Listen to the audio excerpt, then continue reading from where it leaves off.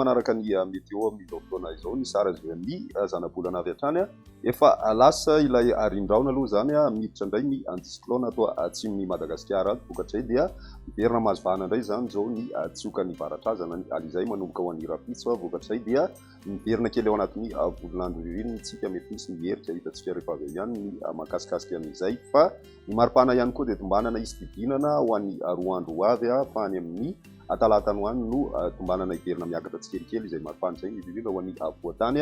sy ny ilany atsinanany nosy iray manontolo iny. Toy izao ny toetrandrontsika roa ny rapisa vao maraina dia misy ny orana amin'ny morontsiraka atsinanany Madagasikara miatoato ihany moa zay ho an'ny faritra sasany mandraona mety arahana herika kosa ny voatany sy ny ilany atsinanany voatany vao maraina be fa misava miandalana zay rehefa atoandro ny any amin'ny ilany andrefana dia maina tanteraka ny andro na mibalika ny masoandro ho an'ny rapitso tolakandro mbola mitoy hatrany aloha ny orana ho an'ny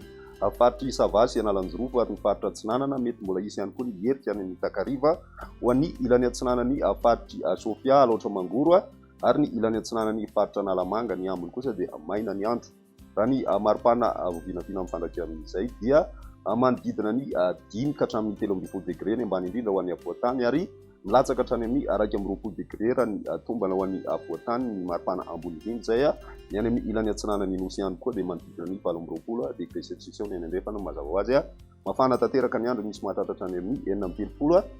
degré celsius hitantsika any amin'ny tany faritra ny Betsiboka. Ho an'ny andro ny alatsinainy mbola mitoy hatrany aloha zay tsiokan'ny varatraza izay bokany dia mbola mipetraka hatrany orana ho an'ny faritra Analanjorofo sy Sava ary ny faritra Atsinanana mandraona mety arahina herika hatrany ny andro vao maraina sy ny hariva ho an'ny faritra Sofia sy ny any amin'ny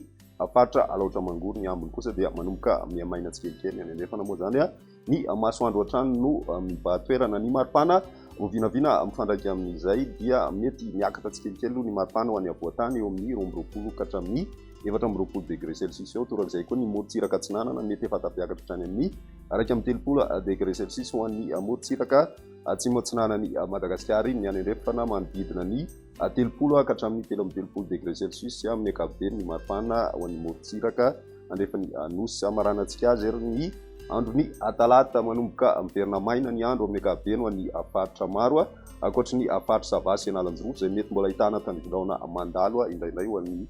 tapakandro maraina fa ny tolakandro kosa dia tombanana maina ny andro raha ny maripana